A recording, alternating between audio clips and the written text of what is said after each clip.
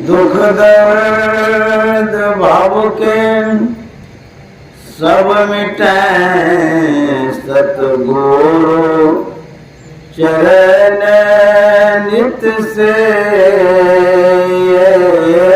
दुख दर्द भाव के सब मिटे सतगुरु चरण नित से।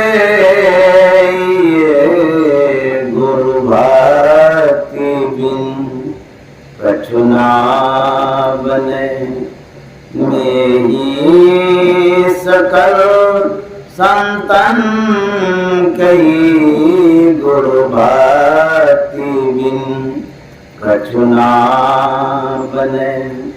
श्री सद्गुरु महाराज की जय। परमाराध्य सद्गुरु महाराज गुरुदेव महासी संत सेवी परमहंस जी महाराज अलीगंज के प्रबुद्ध सत्संग प्रेमी महानुभाव माता बहनों, आज 28 मई 2025 ईस्वी है। आज के दिन हम लोग महर्षि में परमहंस जी महाराज के निर्वाण दिवस को मना रहे हैं। कुप्पा घाट में बड़ी भीड़ है, धूमधाम से निर्वाण दिवस मनाया जा रहा है। लेकिन मैं यहाँ इसलिए आ गया हूँ, योगेश जी जो हैं उनकी बड़ी श्रद्धा रही और उनके भाग्य में रहा आज का सत्संग। बहुत पहले ये समय ले लिए थे, अब पता नहीं था कि आज ही निर्वाण दिवस है, यही कई पहले पता चला। और कैंसिल भी नहीं कर सकते। योगेश जी प्रोग्राम लिए तो अब छोड़ नहीं सकते। इन्होंने कहा कि वहाँ तो बहुत महात्मा होंगे, आप यहीं कर दीजिए। तो आज योगेश की जो माँ है उनकी पुण्यतिथि है। 4 साल पहले संसार से चली गई, 2021 ईस्वी में। माँ की पुण्यतिथि पर योगेश जी सत्संग करा रहे हैं। यह पुत्र का पुनीत कर्तव्य भी है कि माँ के लिए शांति यज्ञ करें, मंगल यज्ञ करें, सदगति वाला यज्ञ करें। माँ को शांति सुकून जिस कार्य से, पुण्य कार्य से हो, वैसा काम योगेश जी कर रहे हैं। तो योगेश जी को बहुत बहुत धन्यवाद है। मैं इस आवास पर पहले भी कई बार आया हूँ, योगेश जी के घर पर। तो यहाँ जब आता हूँ बड़ी श्रद्धा से ये लोग सम्मान करते हैं, कदर करते हैं और साधु महात्मा समझ करके सेवा भी करते हैं। आज भी जैसे ही मैं योगेश जी के आवास पर आया, उनकी धर्मपत्नी बड़ी श्रद्धावान है। वो कहते हैं कि बाबा पहले कुछ खा लीजिए। मैंने कहा कि आते ही खा लेंगे, क्या भी खिलाएगी? बोले कि आपके लिए भोजन बना के रखे हैं।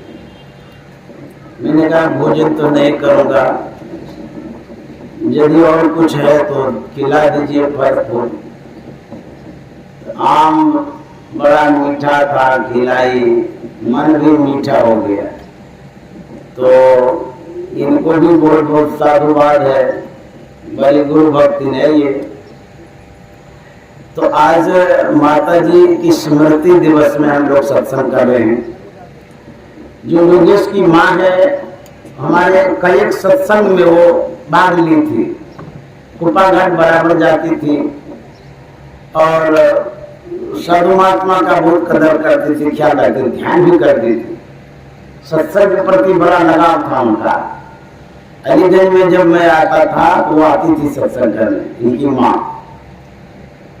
यह जो संसार है एक न एक दिन छूटेगा।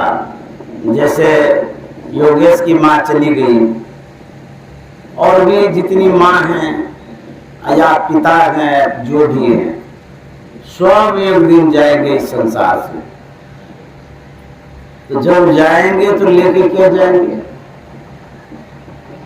इस संसार से कोई कुछ लेके नहीं गया है और कोई लेके भी नहीं जाएगा, क्योंकि कुछ भी लेके जाता है हाथ में नहीं लेके जाते हैं या पॉकेट में रख लेते हैं। और ले जाने का क्या है? सिर पर तो कुछ रखेंगे नहीं।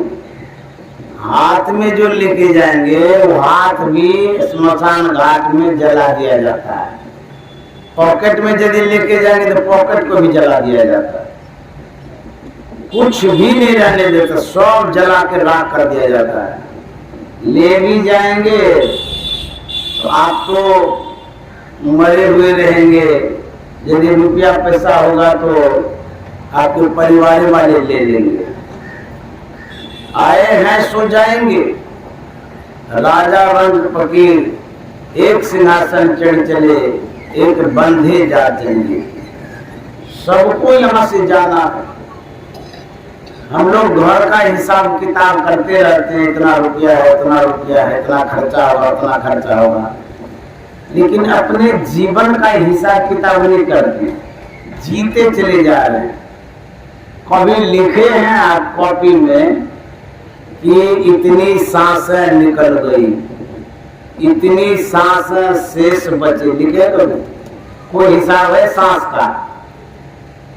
जब बच्चा जन्म लेता है तो बर्थ सर्टिफिकेट बनाते हैं, आयु वाली, उम्र वाली सर्टिफिकेट बनाते हैं, कितने तारीख को जन्म लिया, इतने बज के इतने मिनट पर। उतना तो लिखते हैं, लेकिन कितनी सांसें निकल गई वो नहीं लिखते हैं, कितनी सांसें शेष है। यदि आप जीवन का हिसाब किताब करेंगे तो जीवन का बैलेंस पता रहेगा, कितना बचा हुआ है। इसीलिए संत महात्मा कहते हैं कि जीवन का हिसाब किया करिए, कितना बचा हुआ है, कितना हमारा चला गया। जैसे जो आपकी आयु बची हुई है, उस आयु के अनुरूप आप जीते हैं। जीते तो है, लेकिन करते क्या हैं? शरीर से क्या काम करते रहते हैं? सुबह से लेकर के शाम तक खाते पीते रहते हैं, घूमते फिरते रहते हैं, सोते रहते हैं, यही सब काम होता है। लेकिन संत महात्मा कहते हैं यदि खाना पीना सोना तक सीमित रहेंगे तब क्या होगा? खाना पीना सो जाना सब काम है पशु समाना। यह जो जीवन है पशुवत जीवन है। हम पशु नहीं हैं, हम मानव हैं। मानव विवेकशील प्राणी होता है। विवेक वाला जो काम है वो करेंगे तब तो यह जीवन धन्य है। यदि अविवेक वाला काम करेंगे तो यह जीवन गोबर है। विवेक वाला काम क्या है? सत्संग। यही सत्संग विवेक वाला काम है। जो सत्संग करते हैं वही मानव है, जो सत्संग नहीं करते हैं वो दानव है, राक्षस है। विवेकहीन जो काम होता है वह जानवर वाला काम है। इसीलिए सत्संग करने से जीवन धन्य हो जाता है। हमारे परमानंद सद्गुरु महाराज इस संसार में जो आए 101 वर्ष संसार में जीवित रहे गुरु महाराज। 101 वर्षों का हिसाब हम बताते हैं, गुरु महाराज का हिसाब। 101 वर्षों में उन्होंने क्या क्या किया। जब अवतरण हुआ था इस धराधाम पर, जब गुरु महाराज शरीर धारण करके आए थे, जिस दिन जन्म हुआ था उस दिन उनके सिर में 7 जटाएं देखी गई। कोई भी बच्चा जन्म लेता है तो जटा उटा कुछ नहीं होता है, सिंपल साधारण सा बच्चा जन्म लेता है। लेकिन गुरु महाराज जो जन्म धारण किए थे उनके सिर में 7 जटाएं थी। लोगों को बड़ा आश्चर्य लगा कि 7 जटाएं। तो उनके परिजन सोचने लगे हो सकता है कि बाल उलझ गया होगा, इसीलिए जटा जैसा लगता है। तो उनकी जो बहन थी, बड़ी बहन झूलनदार, कंघी से उसको सुलझाती थी। उलझा हुआ जो बाल था जटा को सुलझाती थी। जो शाम तक सुलझाती थी, प्रातः काल वो 7 की 7 जटाएं बन जाती थी। फिर सुलझाती थी, फिर जटा बन जाती। सुलझाते सुलझाते उनकी बड़ी बहन झूलनदार थक गई, लेकिन वो जो जटा थी वो कभी सुलझी नहीं, 7 की 7 रह गई। उसने पूछा कि जटा सुलझाते हैं लेकिन सुलझती नहीं है, उलझी ही रहती, क्या है ये? 7 जटा से गुरु महाराज बता रहे थे कि ये साधारण जटा नहीं है, ये योगी ऋषि मुनियों की जटा है। उस जटा से ये बता रहे थे कि हम साधारण बालक नहीं हैं, बल्कि ऋषि महर्षि के रूप में हम अवतार लिए। इसीलिए वो 7 जटाएं बन जाती थी। और गुरु महाराज के जटाओं से लोगों को यह ज्ञात हुआ, जो ये 7 जटाएं हैं क्या बता रही है।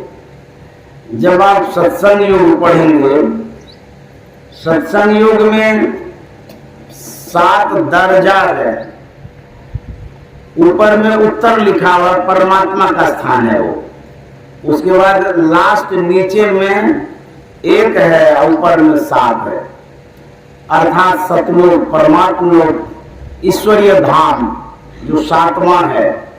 7 जटा से सदगुरु महाराज जी बता रहे थे कि मैं यहाँ जो आया हूँ परम और परमात्मा को प्राप्त करके आया हूँ। मुझे प्राप्त करना नहीं है, बल्कि जो भी हमारे भगत होंगे सबको परमात्मा प्राप्ति के मार्ग पर ले जाऊंगा।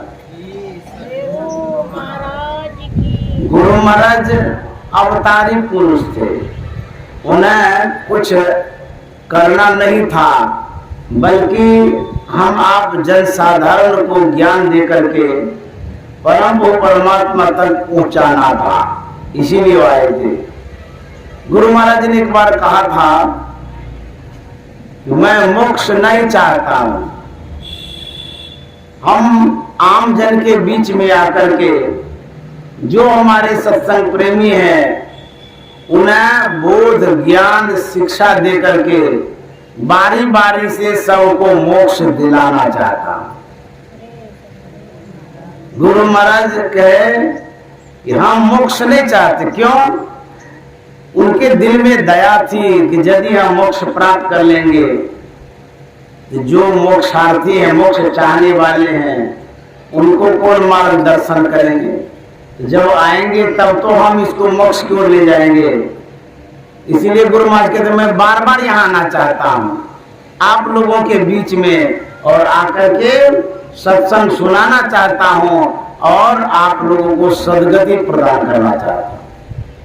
तो सदगुरु महाराज भी मोक्ष नहीं चाहते थे। किस लिए?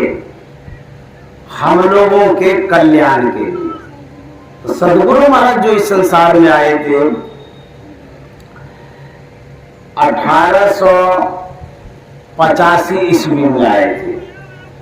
उनका जन्म जो हुआ था, गुरु महाराज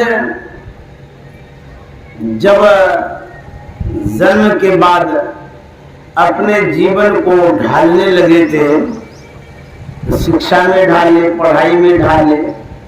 उसी क्रम में गुरु महाराज 1902 ईस्वी में दीक्षा लिए थे रामानंद स्वामी से। वो दरियापंथ के साधु थे। 1902 ईस्वी में दरियापंथ के साधु रामानंद जी से दीक्षा लिए थे। मानस जप, मानस ध्यान और त्राटक की क्रिया। तो गुरु महाराज उनके अनुरूप साधन भजन कर रहे थे, लेकिन योग की प्रवृत्ति के कारण गुरु महाराज पढ़ते भी थे, अध्ययन भी करते थे। जो उनके टीचर लोग थे, उन्होंने जब देखा भक्ति की प्रवृत्ति को, योग की प्रवृत्ति को, जो भजन ध्यान की ओर ये उन्मुख रहते थे, टीचर एक दिन क्या कहते हैं, बड़का योगी बना लेना और की बार पास करके दिखा दो, तब हम समझेंगे तुम्हारे योग में बल है, तुम्हारे गुरु में शक्ति है। खाली यही योग ध्यान सत्संग करते रहता। तो गुरु महाराज को जो टीचर ने कहा था, गुरु महाराज लाज बचाने के लिए, इज्जत बचाने के लिए, गुरु का मान रखने के लिए इतने ठोस कदम उठाए, पढ़ने के लिए इतनी तैयारी किए, करते करते करते बहुत बढ़िया से एग्जाम दिए थे और उस एग्जाम में सभी विद्यार्थियों से टॉप हो गए थे। तब उनके टीचर को लगा कि नहीं नहीं, योग में बल है। यदि योग भी करते हैं, पढ़ते भी हैं, तो डबल शक्ति आ जाती है। गुरु की भी शक्ति, योग की शक्ति, भक्ति में शक्ति होती है। तो गुरु महाराज ने दिखा दिया, देखिए योग में कितना बल है। गुरु महाराज 24 वर्षों तक जो समय बिताए, उसमें योग में भी बिताए और पढ़ाई में भी बिताए। लेकिन जिस योग से गुरु महाराज ईश्वर की खोज कर रहे थे, उस योग में उतनी योग्यता नहीं थी, क्योंकि वो जो क्रिया बतलाए थे ध्यान करने के लिए, उस क्रिया से परमात्मा की प्राप्ति नहीं हो पाती। गुरु महाराज मैट्रिक का एग्जाम देते हैं। 1904 ईस्वी की बात है। गुरु महाराज एग्जाम दे दिए, परीक्षा दे दिए, उसके बाद वहीं से निकल गए, चले गए योग की ओर, ध्यान की ओर, भक्ति की ओर, सदगुरु की खोज की ओर। 24 वर्षों तक इस तरह से गुरु महाराज जो बिताए, उस समयों में 24 वर्षों में संत मत का पता नहीं लगा था गुरु महाराज को। उसके बाद जब गुरु महाराज संत मत की खोज करने लगे, खोजते खोजते धीरज लाल गुप्त मिले। मई 1909 ईस्वी की बात है। गुरु महाराज संत मत को समझने लगे धीरज लाल गुप्त से, क्योंकि बाबा देवी साहब के शिष्य थे। रात में जग करके सत्संग करते थे, अर्थात जिज्ञासा समाधान करते थे। मई 1909 ईस्वी से लेकर के जुलाई 1909 ईस्वी तक लगातार 3 महीनों तक गुरु महाराज संत मत की खोज में रहे। रात रात भर सत्संग करते थे, जिज्ञासा समाधान रात में करते थे, क्योंकि दिन में गुरु महाराज को भी समय नहीं मिलता था, धीरज गुप्त को भी समय नहीं मिलता था। हम आप यदि 3 दिन तक कोई यज्ञ करते हैं, विवाह आदि कोई कार्यक्रम होता है, तीसरे रोज के बाद खाट पकड़ लेते हैं, हालत खराब हो जाता है। लेकिन परमानंद सदगुरु महाराज कैसे खोजी थे, कितने कर्मठ थे, कर्मयोगी थे। 3 महीनों तक न तो रात में सोए न दिन में सोए, जगे रह गए 3 महीनों तक। और गुरु महाराज ने सत्संग किया। जब सत्संग सुने तो गुरु महाराज ने कहा था, मैं सत्संग को समझते समझते इतना समझ गया कि मुझे संत मत से कोई हिला नहीं सकता है। बुझिए, 3 महीनों तक गुरु महाराज सत्संग सुने हैं। दूसरी खोज सदगुरु की थी, यहीं से धीरेलाल गुप्त के द्वारा पता चला। तो बाबा देवी साहब के शरण में गए। 1909 ईस्वी अक्टूबर महीने में बाबा देवी साहब भागलपुर कुप्पा घाट के बगल में जो मायागंज है, वहीं पर पुराना आश्रम था। राजेंद्र बाबू का जो घर था वही आश्रम था, वहीं बाबा देवी साहब भी आते थे। वहीं पर आए थे, दशहरा का समय था। तो गुरु महाराज को राजेंद्र बाबू ने बुलाया था, क्योंकि राजेंद्र बाबू बाबा देवी साहब के शिष्य थे, वकील थे, लेकिन बड़े अच्छे साधक थे, साधना करते थे, ज्ञानी भी थे। वहीं पर बाबा देवी साहब के हाथ में सदगुरु महाराज का हाथ दे करके राजेंद्र बाबू ने कहा था, आज के बाद से आपके सदगुरु बाबा देवी साहब यही रहेंगे। तो गुरु महाराज तो निहाल हो गए। 1909 ईस्वी अक्टूबर में गुरु महाराज को बाबा देवी साहब जैसे गुरु मिले। उसके बाद सत्संग करते रहे, भजन करते रहे, बाबा देवी साहब के सानिध्य में लगे रहे। होते होते 1912 ईस्वी में बाबा देवी साहब ने गुरु महाराज को वही मायागंज में नादानुसंधान की क्रिया दिए। उसके पूर्व जब धीरेलाल गुप्त से सत्संग समझ लिए थे, तो गुरु महाराज ने कहा था कि मैं आपसे दीक्षा लेना चाहता हूं, भजन भेद दे दीजिए। तो धीरेलाल गुप्त ने कहा था, नहीं, हम तो गृहस्थी हैं, हम नहीं दे सकते हैं, आप चले जाइए राजेंद्र बाबू के पास, मैं पत्र लिख देता हूं, वो आपको दीक्षा दे देंगे। तो मायागंज आए थे राजेंद्र बाबू के पास। राजेंद्र बाबू ने दृष्टियों की क्रिया दिया था।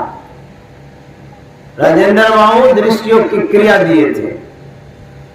जब गुरु महाराज को दृष्टियों की क्रिया दिए तो गुरु महाराज ने कहा था कि मैं संत मत से जुड़ने के पहले दरिया पंथ में था, वहां पर मुझे मानस जप, मानस ध्यान, त्राटक की क्रिया मिली थी। क्या वो जो भजन हम भजन भेद लिए हैं उसको कर सकते हैं कि छोड़ सकते हैं? राजेंद्र बाबू ने कहा था कि नहीं, उसको भी करिए, कोई हर्ज नहीं है, और दृष्टियों की क्रिया जो लिए हैं ये भी करिए। तो मानस जप, मानस ध्यान दरियापंथ से लिए, रामानंद स्वामी से। दृष्टियों की क्रिया राजेंद्र बाबू से लिए, वकील साहब से।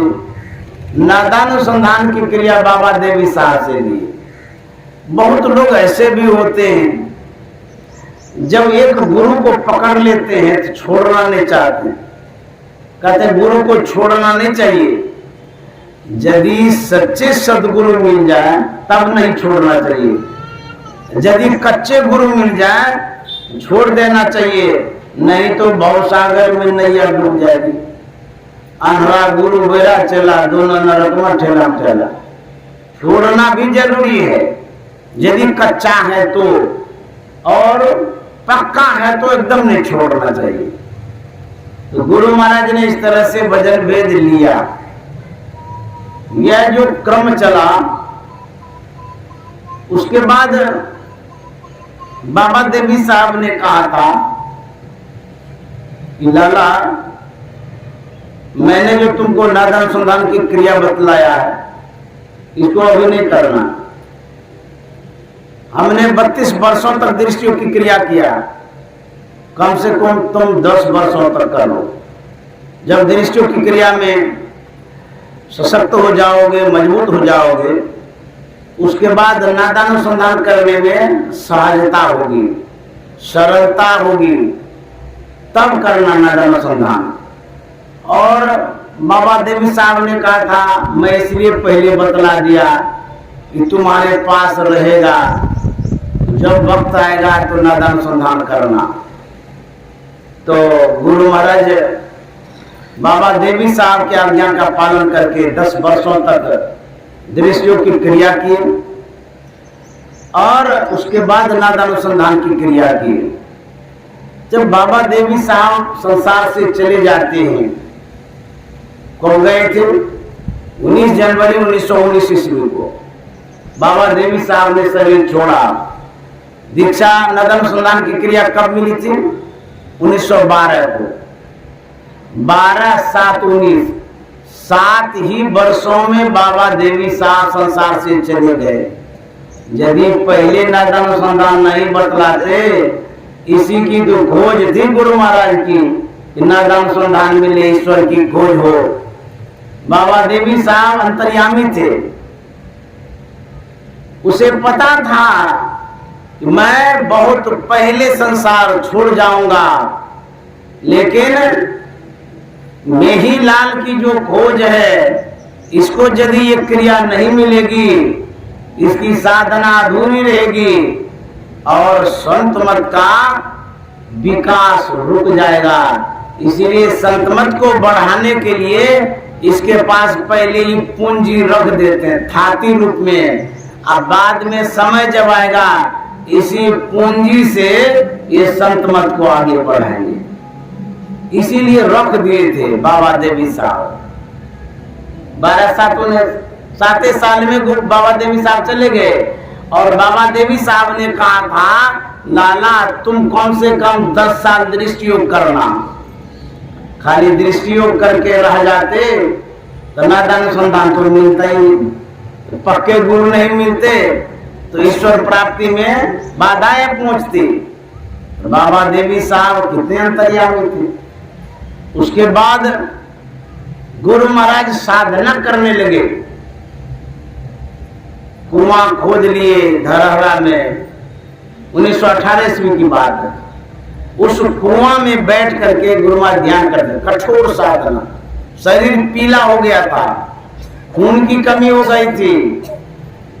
ईश्वर की खोज में, ईश्वर की प्राप्ति के लिए जी जान लगा दिए थे।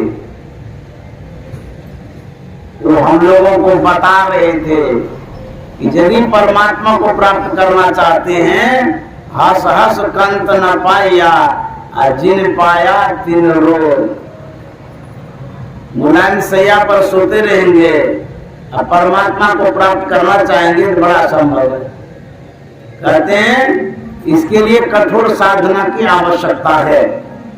तो गुरु महाराज ने 1918 में कठोर साधना की। उसके बाद फिर गुरु महाराज आए कुप्पा घाट। 1933 ईस्वी की बात है। मार्च 1933 से लेकर के नवंबर 1934 ईस्वी तक 18 महीना हो जाता है। 18 महीनों तक कुप्पा घाट के गहन गुफा में बैठ करके परमानंद सदगुरु महाराज ने साधना किया और उसी क्रम में, उस कंटिन्यू 18 महीनों के क्रम में ऐसी साधना गुरु महाराज ने किया था। उसी साधना के फलस्वरूप उनको ईश्वर मोक्ष परमात्मा की प्राप्ति हो गई। मैं गुरु महाराज के जीवन का हिसाब बता रहा हूं। उनके जीवन का हिसाब जो है 24 वर्षों तक पढ़ाई तक हो गया। उसके बाद गुरु महाराज खोज करने लगे संतमत की खोज। संतमत की खोज में सत्संग की खोज की। उसके बाद सदगुरु की खोज किए। उसके बाद ईश्वर की खोज की। 3 खोज, सत्संग की खोज, सदगुरु की खोज और ईश्वर की खोज। इन 3 खोज में गुरु महाराज को 25 साल लगा था। अच्छा, हम आप यदि खोजना चाहें, जिस तरह से गुरु महाराज ने खोजा जिस ज्ञान को, क्या 25 साल में खोज लेंगे? ज्ञान कोई धरा हुआ है जो खोजेंगे? वो तो ईश्वर परमात्मा के रूप में आए थे, उनको मिल गया। सत्संग की खोज, सदगुरु की खोज और ईश्वर की खोज, तीनों खोज में गुरु महाराज टोटल 25 वर्ष लगाए। कहेंगे ऐसे कैसे हिसाब बता सकती हूं? मैं इसलिए हिसाब बता रहा हूं। 1909 ईस्वी मई में धीरेलाल गुप्त के पास गए थे ना, यहीं से तो सत्संग की खोज हुई है। यहीं से तो हम काउंट करेंगे, जोड़ेंगे। 1909 ईस्वी मई महीने में पहली बार धीरेलाल गुप्त के पास गए थे सत्संग को खोजने, समझने, सीखने के लिए। यहाँ से जो सत्संग की खोज शुरू होती है तो 3 महीनों में पूरे सत्संग को खोज लिए कि सत्संग क्या है, सत्संग करने से क्या होता है, इसकी क्या आवश्यकता है, क्या महत्व है। मात्र 3 महीने में गुरु महाराज पूरा समझ गए। उसके बाद सदगुरु की खोज किए। सदगुरु की खोज में और विशेष समय नहीं लगा था। उसी 1909 ईस्वी अक्टूबर महीने में दशहरा के समय बाबा देवी साहब मिल गए थे। कितना दिन हुआ? जुलाई में सत्संग समझे 3 महीने तक। मई 1909 से लेकर के जुलाई 1909 तक 3 महीना हुआ। तो 3 महीने में सत्संग की खोज के अगस्त, सितंबर, अक्टूबर, उधर 3 महीने के अंदर में बाबा देवी साहब जैसे सदगुरु मिल गए।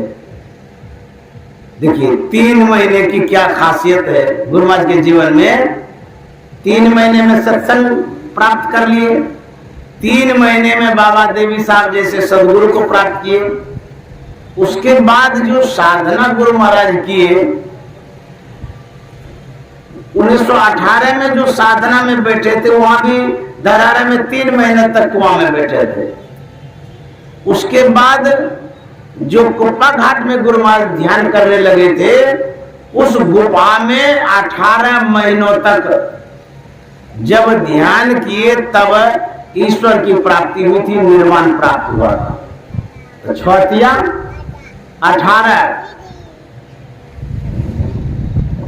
गुरु महाराज को जो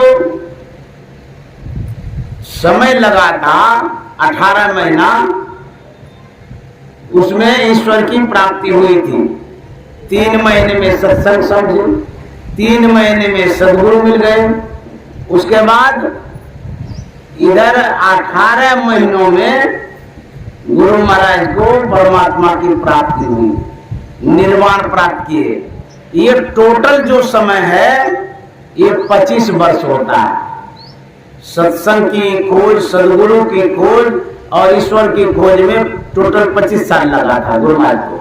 लेकिन हम आप यदि खोजना चाहेंगे इतना, तो 25 साल में क्या, 25 जन्म में भी नहीं मिलेगा। उसके बाद जो गुरु महाराज का समय बीता है 24 साल पढ़ने तक में, उसके बाद 25 साल का समय बीता है सत्संग, सदगुरु, साधना में। उसके बाद 52 साल बच जाता है। 52 वर्ष में गुरु महाराज क्या किए? 52 वर्ष में मोक्ष प्राप्ति के बाद इस संस्था का निर्माण किए। अर्थात जो गुरु महाराज को अनुभव हुआ, उसी अनुभवों को आम लोगों तक पहुंचाने का एक व्यवस्था की। अर्थात गुरु महाराज रूल बनाए, नियम बनाए, कानून संविधान बनाए। हम समाज के लोगों को कौन सा रास्ता बता दें ताकि उस रास्ते पर चल करके मोक्ष और मुक्ति को प्राप्त करते रहे। तो गुरु महाराज ने सत्संग का नियम बना दिया, सुबह सत्संग करिए, दोपहर में करिए, फिर शाम को करिए। फिर ध्यान का समय निर्धारित कर दिया, त्रिकाल संध्या करिए। उसके बाद गुरु महाराज दैनिक सत्संग, साप्ताहिक सत्संग, मासिक सत्संग, जिला वार्षिक और वार्षिक सत्संग का निर्माण किए। इस सत्संग को संचालित करने के लिए गुरु महाराज ने एक सभा बनाई, कमेटी, सदस्य संगठित किया। इनके जिम्मे दे देते हैं, ये लोग सुचारू रूप से इस ज्ञान का प्रचार प्रसार करेंगे। जो महासभा का गठन किया गया है वो 1960 में, और जो कुप्पा घाट का गठन हुआ है, अर्थात कुप्पा घाट का जो निर्माण हुआ है वो भी 1960 में हुआ है। उसके पहले गुरु महाराज कुप्पा घाट में रहते थे, लेकिन ताड़ की झोपड़ी बना करके और व्यवस्थित ढंग से रहा करते थे। जो प्रारूप कुप्पा घाट का भी है ऐसा नहीं था। 1960 से इस रूप में हम लोग देख रहे हैं। गुरु महाराज ने जो अपना वचन आम लोगों के बीच में रखा, उसको शांति संदेश में प्रकाशित किया। इस रूप में भी गुरु महाराज ने प्रचार प्रसार किया। तो शांति संदेश में 1949 ईस्वी से प्रवचन है जो मैंने पढ़ा है।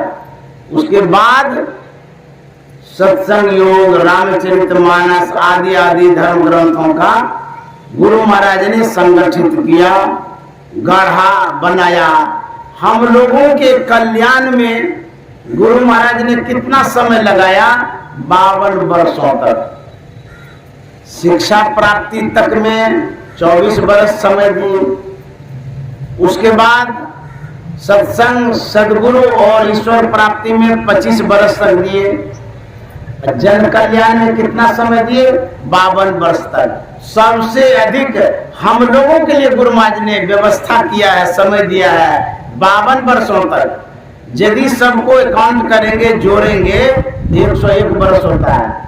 24, 25 और 52 को जोड़ लीजिए, 101 वर्ष हो गया ना। ये गुरु महाराज का जीवन का हिसाब था, आप लोगों को जो बताया। उसी तरह से हम लोगों के जीवन में भी हिसाब होना चाहिए, कैसे कैसे समय बिताएंगे। गुरु महाराज ने दिखा दिया बिता करके।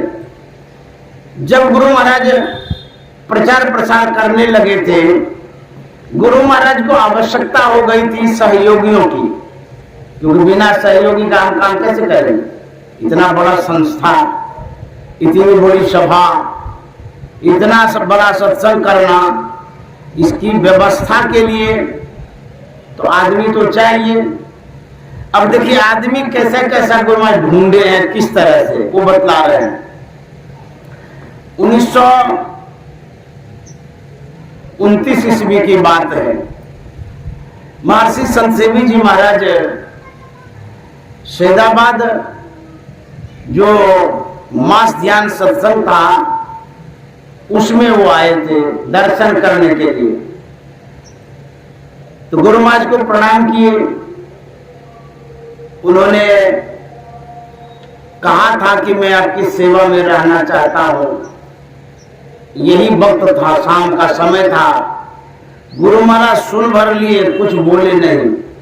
तो गुरु महाराज को टहलने के लिए जाना था। एक विद्वान आदमी भी गुरु महाराज के साथ टहलने के लिए जा रहे थे। गुरु महाराज और विद्वान आदमी, और उसके पीछे पीछे महर्षि संत सेवी जी महाराज, जबकि दीक्षा भी नहीं लिए हैं। 19 साल के हैं वो महर्षि संत सेवी जी महाराज। कितना संस्कारी था। गुरु महाराज घूमने गए, ये भी चले गए। टहल रहे थे पीछे पीछे, संत सेवी जी महाराज भी टहल रहे थे। जो विद्वान आदमी था गुरु महाराज से बातचीत कर रहे थे, गुरु महाराज को बता रहे थे जो वर्णनात्मक शब्द होता है उसे हम बोलते हैं, वर्णनात्मक शब्द को बोलते हैं, लिखते भी हैं, जैसे अभी हम बोल रहे हैं। इतना सुनना था। महर्षि संत सेवी जी महाराज ने कहा कि महाशय कुछ वर्णात्मक शब्द ऐसा भी होता है जिसे हम बोल तो पाते हैं लेकिन लिख नहीं सकते हैं। जैसे ही महर्षि संत सेवी जी महाराज की आवाज निकली, उसी समय विद्वान और परमानंद सदगुरु महाराज इसकी ओर मुखातिब हो गए। एकाएक नजर इस पर चली जाती है, अरे इतना छोटा सा लड़का युवक और ये क्या बोल रहा है। गुरुमा जी इधर देखने लगे, क्योंकि उतने बड़े विद्वान के साथ बोल दिए। उस विद्वान ने पूछा था कि आप कैसे कह सकते हैं कि ऐसे भी वर्णात्मक शब्द हैं कि जिसे बोल तो सकते हैं लिख नहीं सकते हैं। कौन सा ऐसा शब्द है जिसे हम नहीं लिख पाते हैं। तो महर्षि संत सेवी जी महाराज ने कहा था, मैथिली भाषा में कुछ ऐसा भी शब्द होता है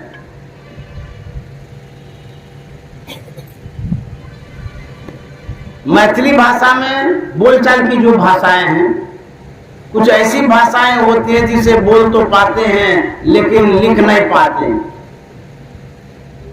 वो विद्वान तो अवाक हो गए, इतना छोटा लड़का और इतना सटीक जवाब, अकाट्य जवाब, कोई टीका टिप्पणी नहीं कर पाए। बात तो सही कह रहे हैं। फिर पूछेगा, अच्छा ये बतलाइए कौन सा ऐसा शब्द है जिसे हम नहीं लिख पाएंगे, जिसे बोल पाते हैं। तो गुरुदेव ने कहा था, जैसे मान ली जाए मैथिली में हम बोलते हैं कि पैन, पैन में पानी होता है।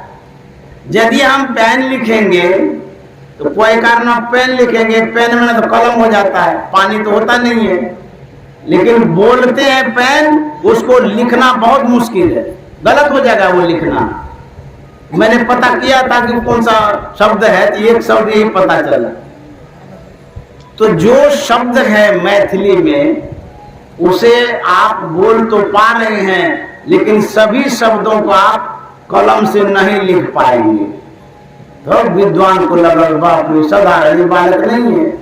जानते हैं, जब पहली बार मिले संत सेवी जी महाराज तो गुरु महाराज कुछ नहीं पूछे थे, कोई हाल समाचार नहीं, लेकिन जैसे विद्वान को जवाब देते हैं उसी समय गुरु महाराज पूछने लग जाते हैं, क्या नाम है, कहां से आए।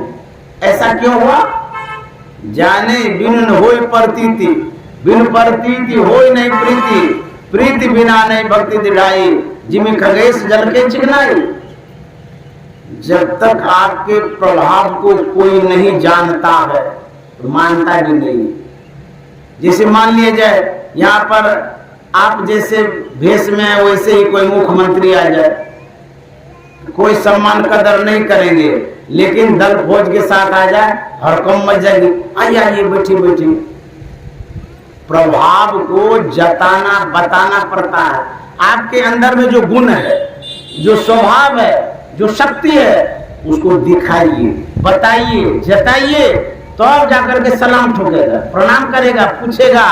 अन्यथा सोना आपके टीन के डिब्बे में है, उसको कोई लतियाएगा, कोई फेंकेगा, कोई पूछेगा नहीं, और उसी डिब्बा को खोल दीजिए, जैसे ही देखेगा सोना, बोले बाप रे बाप, ये तो 1 लाख का सोना, तुरंत संदूक में बंद कर देंगे।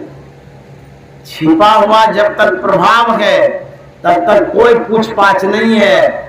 जैसे ही प्रस्तुत करते हैं, दिखाते हैं, तुरंत सलाम करता है, प्रणाम करता है और पूछता है। प्रभुता को सब कोई भजे। प्रभुता माने शक्ति, पावर, रुपया, धन, इसको प्रभुता कहते हैं। आपके पास एसी वाला बिल्डिंग है तो जैसे ही देखेगा ना कोई कि बाप रे बड़ा आदमी है, बुलाइए, इसको बैठाइए। और जैसे ही आपको देखेगा झोपड़ी है, कुछ न पूछेगा। प्रभुता जो है, प्रभाव, संपत्ति का भी प्रभाव होता है, संस्कार का भी प्रभाव होता है, ज्ञान का भी प्रभाव होता है, गुण का भी प्रभाव होता है। जैसे महर्षि संत सेवी जी महाराज के अंदर का गुण गुरु महाराज ने देखा, तुरंत आंक गए, ये बालक साधारण नहीं है, बल्कि ये बालक संत मत का भविष्य है। इन्हीं के जिम्मे गुरु गद्दी देनी चाहिए। और गुरु महाराज ने एक्सेप्ट किया, स्वीकार किया और संत सेवी जी महाराज को दूसरे ही दिन दीक्षा दे दिया। जबकि गुरु महाराज का नियम था कि जो संत मत का सिद्धांत सुना देगा उसी को दीक्षा देते थे। और पहला व्यक्ति था संत सेवी जी महाराज, उनसे कुछ नहीं पूछा गया और उनको बिना सिद्धांत सुनाए ही गुरु महाराज दीक्षा दे दी। तो क्या होता है, गुरु महाराज उनको रख लिए उस मास ध्यान साधना शिविर में। और गुरु महाराज ने कहा था अपने रसोइये से कि देखो जी, एक लड़का आया है महावीर लाल दास, जब भोजन बन जाए चौके में तो उसको बुला के खिलाना है। अब देखिए, पहली बार आए हैं, कितना सम्मान सदगुरु महाराज कर रहे हैं। कहते हैं इनको भोजन खिला दीजिएगा बुला करके। अब देखिए यहां से क्या होता है, गुरु महाराज पाठ करने के लिए रख लिए। उसके बाद गुरु महाराज ने जब देख लिया कि इस लड़के में योग्यता है, ये इस जन्म का नहीं है, किसी और जन्म की योग्यता है, तब जाकर के 1939 ईस्वी में या 1940 ईस्वी में परमाराध्य सदगुरु महाराज ने सत्संग योग का कार्यभार संपादन का काम इनके जिम्मे दिया था। जरा सोचिए, महर्षि संत सेवी जी महाराज 29 मार्च 1939 में दीक्षित होते हैं। उसके बाद 1940 में इनको सत्संग योग का काम देते हैं, लिखा हुआ है। तो कितना दिन हुआ दीक्षा लेना? 9 महीना तक, 9 महीना के दीक्षित हैं। अच्छा, सत्संग योग जो ग्रंथ है साधारण नहीं है, महान ग्रंथ है वो। और उसके प्रणयन के लिए, संपादन के लिए जिस व्यक्ति को लगा रहे हैं उनकी शिक्षा क्या है, जीवन चरित्र पढ़ लीजिएगा। महर्षि संत सेवी जी महाराज मात्र 7वें तक पढ़े थे। उस समय तो शुरुआती दौर था, 7वें तक पढ़ करके आए थे, विशेष अध्ययन भी नहीं किए थे। 7वें पास के पास, जो 7वां पास हो, उनको यदि कोई किताब लिखने के लिए दीजिएगा उसका तो पसीना छूट जाएगा, कर सकेगा काम। लेकिन गुरु महाराज ने 7वें पास को सत्संग योग किताब संपादन के लिए देता है, जिम्मा दे दिया 1940 में। अब देखिए कैसे संत मत को आगे बढ़ाने के लिए एक सच्चे सहयोगी लिए, सच्चे शिष्य को लिए। जब कबीर साहब भैंस से वेद पढ़वा सकते हैं तो परमानंद सदगुरु महाराज 7वें पास से क्या सत्संग योग का काम नहीं ले सकते? तो गुरु महाराज ने दिखा दिया कि जो कबीर साहब जड़ भैंस से वेद पढ़वाए थे, और गुरु महाराज ने कहा था मैं भी दिखा रहा हूं कि 7वें पास से सत्संग योग का संपादन करवा रहा हूं। देखिए यहां से सहयोगी मिल गए गुरु महाराज को।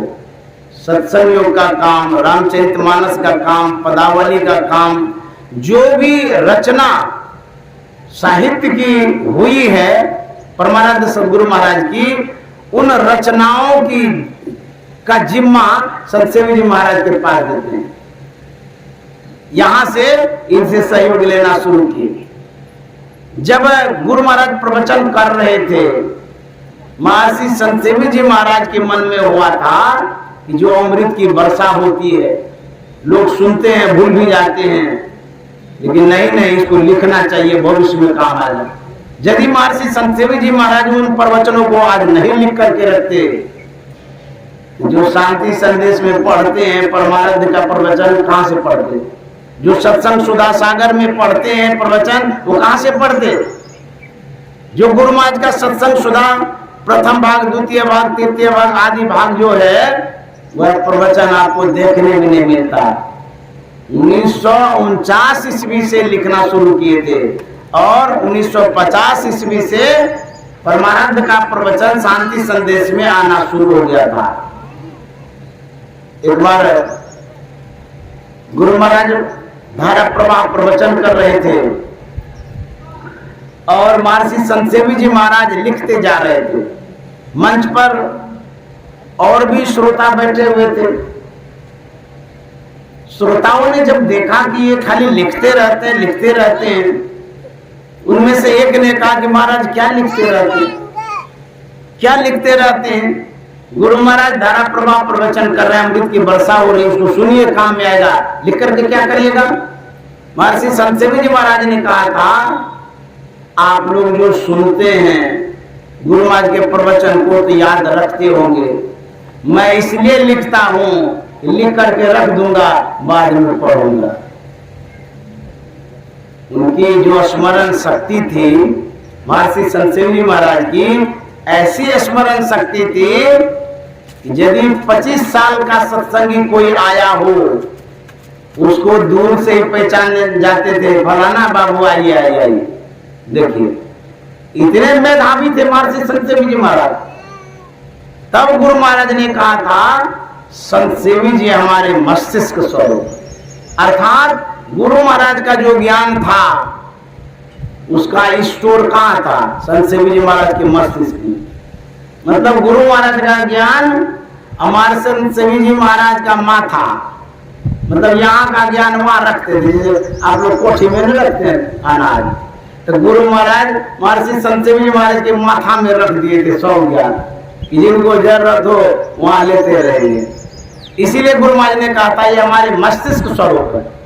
और ये भी कहा था संतसेवी जी की जो सेवा है, मेरी सेवा और संतसेवी जी की साधना। गुरु महाराज ने कहा था संतसेवी जी आपने बहुत सेवा की है, इसीलिए आपने जो सेवा की है यही आपकी साधना है, और इसी साधना से आपको सिद्धि भी मिलेगी। तो ऐसे गुरु महाराज ने शिष्यों का चयन किया, चुनाव किया, जो संत मत को एक बल दे सके, बढ़ा सके, ऊर्जा प्रदान कर सके। बड़े बड़े विद्वान आते थे सत्संग में, सभी विद्वानों के पास जब संतसेवी जी महाराज जाते थे, उस विद्वानों को झुकना पड़ता था। परमानंद सदगुरु महाराज का इज्जत बचाते थे, नाक बचाते थे, प्रतिष्ठा बचाते थे, और संत मत को आगे बढ़ाते थे। किनके माध्यम से? संतसेवी जी महाराज के माध्यम से। एक बार गुजरात में कोई धर्म सम्मेलन हो रहा था, साधु सभा, आमंत्रण दिया गया था गुरु महाराज को, तो गुरु महाराज ने संतसेवी जी महाराज को ही भेजा था, आप जाइए उसमें। तो जो धर्म सभा में गए थे, इनका जो प्रवचन हुआ था, उन सभी सभाओं में संतसेवी जी महाराज ने जो प्रवचन किया, 100 नतमस्तक हो गए। ऐसा प्रवचन ये करते। भगवान बुद्ध के अनुयायी आते थे, उनको संतसेवी जी महाराज ऐसा समझा जाते थे, वो भी संत मत के अनुयायी बन जाते थे। मैं अपने आंखों देखी हाल बताता हूं। संतसेवी जी महाराज की वाणी में जो आकर्षण था, जो लगाव था, झुकाव था, जो मन को खींचते थे, वो मैंने आंखों से देखा है। आप लोग कोई गए होंगे दिल्ली अखिल भारतीय में, जो राजपुर खुर्द है, वहीं पर पास में 1.5 किलोमीटर दूरी में छतरपुर आश्रम है, जैन मुनि आश्रम है, वहीं पर अखिल भारतीय हो रहा था हम लोगों का। उस अखिल भारतीय में जैन मुनि भी आए थे। एक बड़ा वृद्ध जैन मुनि थे, दीक्षा भी देते थे, जैन धर्म का प्रचार प्रसार करते थे। वो मुनि जी 3 दिनों तक महर्षि संतसेवी जी महाराज का सत्संग सुना। जब सुना तो तीसरे रोज गुरुदेव महर्षि संतसेवी जी महाराज के पास आए, और उस जैन मुनि ने कहा था कि महाराज मैं आपसे दीक्षा लेना चाहता हूं। गुरुदेव ने कहा था आप दीक्षा लेना चाहते हैं? आप तो प्रचारक हैं, दीक्षा देते भी हैं, ज्ञानवृद्ध हैं, जैन मत के अच्छे प्रवक्ता हैं आप, फिर भी आपको दीक्षा की क्या इच्छा हो गई? उस मुनि जी ने कहा था कि मैंने जो आपका 3 दिन सत्संग सुना, उस सत्संग से मुझे यह पता चला कि जो जैन मुनि का ज्ञान है, वास्तविक ज्ञान आपके ही पास है। उस ज्ञान से हम लोग अनभिज्ञ हैं, इसीलिए आपसे वही ज्ञान लेना चाहते हैं। तो गुरुदेव ने जब कहा तो मुनि जी ने कहा था कि आप जो कह रहे हैं, जो प्रवचन कर रहे हैं, वो जैन की ही बात है। जो महावीर जैन थे, भगवान महावीर, उनकी ही बात आप कह रहे हैं। जो भगवान महावीर की बात आप जानते हैं, वह बात आज तक हम नहीं जान पाए। उसी बात को जानने के लिए आपसे हम दीक्षा लेना चाहते हैं, क्योंकि हमारे भगवान महावीर का ही ज्ञान आपके पास है, वही हम जानना चाहते हैं। ये संतमत का जो ज्ञान है, ये ज्ञान भगवान महावीर का ज्ञान है, भगवान बुद्ध का ज्ञान है, नानक साहब का ज्ञान है, कबीर साहब का ज्ञान है, दादू साहब का ज्ञान है, गोस्वामी तुलसीदास जी महाराज का ज्ञान है, वेद का ज्ञान है, उपनिषद का ज्ञान है, रामायण का ज्ञान है, गीता का ज्ञान है। जिस संप्रदाय में जो है, उसी संप्रदाय का ज्ञान, वास्तविक ज्ञान संत मत से मिलता है। इसीलिए सब लोग इनसे जुड़ते थे, तब उन्होंने दीक्षा लिया था। ये बातें शांति संदेश में प्रकाशित हुई थी, यदि पत्रिका होगी तो आप पढ़ लीजिएगा। तो उन्होंने जब दीक्षा लिया, संत सेवी जी महाराज का जो ज्ञान था, उस ज्ञान से प्रभावित होकर के उसने दीक्षा लिया था। एक बार एक वकील साहब गुरु महाराज के पास आए दीक्षा लेने के लिए। वकील साहब ने गुरु महाराज से कहा था कि हुजूर, मैं आपसे दीक्षा लेने के लिए आया हूँ, मुझे कृपा कर दीक्षा दे दीजिए। तो गुरु महाराज ने कहा था कि जाइए संत सेवी जी से दीक्षा ले लीजिए। वकील साहब थे, दूसरे को हकीम देने वाले, ज्ञान छाटने लगे गुरु महाराज के सामने। कहते हैं नहीं नहीं हुजूर, हम तो आपसे ही दीक्षा लेंगे, क्योंकि हम आपसे दीक्षा लेने के लिए आए हैं, संत सेवी जी से हम दीक्षा नहीं लेंगे, हम नहीं जाएंगे उनके पास। तो गुरु महाराज ने कहा था, वकील साहब, जब अभी ही मेरी बात को आप काट छांट कर रहे हैं, मेरी बात अभी ही नहीं मानते हैं, तो मुझसे दीक्षा लेकर के क्या करिएगा? मेरी बात तो मान ही नहीं रहे। वकील साहब ने कहा था कि नहीं नहीं हुजूर, मेरी श्रद्धा है कि मैं आपसे ही दीक्षा लूं, इसीलिए मैंने कहा कि आप ही दीक्षा दे दीजिए। तब गुरु महाराज ने कहा था, वकील साहब ये बतलाइए, मान लिया जब कोई व्यक्ति पैसा उधार मांगने के लिए आता है मेरे पास, बोलता है कि कुछ पैसा दे दीजिए, हमें जरूरत है, तो जो पैसा मेरे पास है, गोदरेज में है, अलमीरा में है, मैं संत सेवी जी को आज्ञा करता हूं कि आप फलाने व्यक्ति को इतना रुपया दे दीजिए। वो आज्ञा पाकर के रुपया देता है। वकील साहब हमको ये बतलाइए, जो रुपया संत सेवी जी दे रहे हैं किसी को, वो रुपया संत सेवी जी का है कि मेरा है? वकील साहब ने कहा था, नहीं नहीं हुजूर, वो तो रुपया आपका है, संत सेवी जी तो आपकी आज्ञा के अनुरूप उनको दे रहे हैं, उस आज्ञा का पालन कर रहे हैं। तो गुरु महाराज ने कहा था, जो दीक्षा संत सेवी जी देंगे वो मेरी ही दीक्षा होगी, वो संत सेवी जी की नहीं होगी। तब वकील साहब ने कहा था, हुजूर अब मैं जाता हूँ, उन्हीं से दीक्षा ले आता हूँ। तब वो आए थे और दीक्षा लिए थे संत सेवी जी महाराज से। तो जो संत सेवी जी महाराज के पास ज्ञान था, वो सदगुरु महाराज का ज्ञान था। इसीलिए कहे थे ये मस्तिष्क हमारे, ऐसे थोड़ा उपाधि दे दिए थे। एक संत कैसे मजाक कर सकते हैं, कैसे मखौल कर सकते हैं?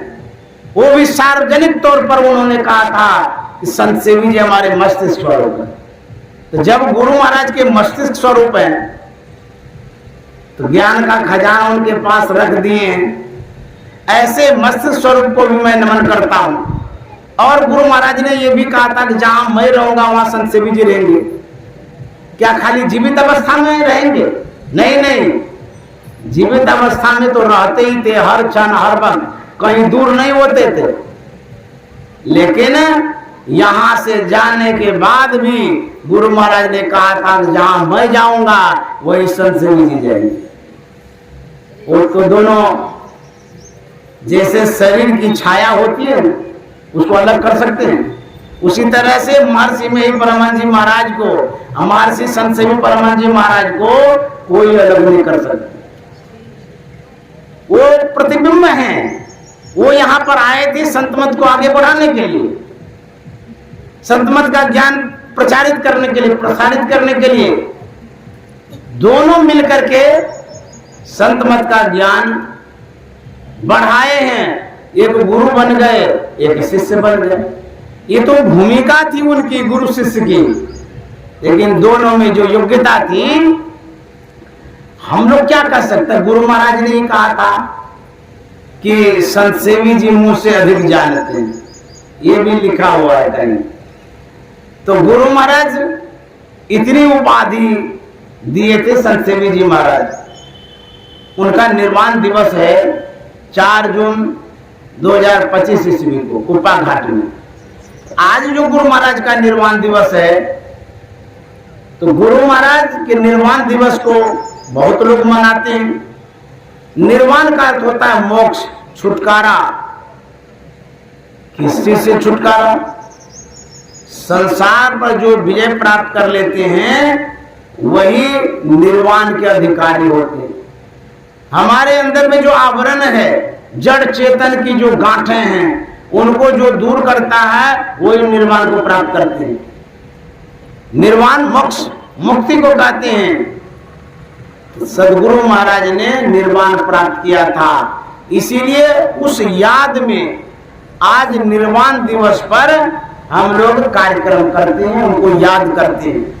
तो सदगुरु महाराज जब शरीर छोड़ रहे थे, उस अंतिम घड़ी की 2 बातें बता देता हूं।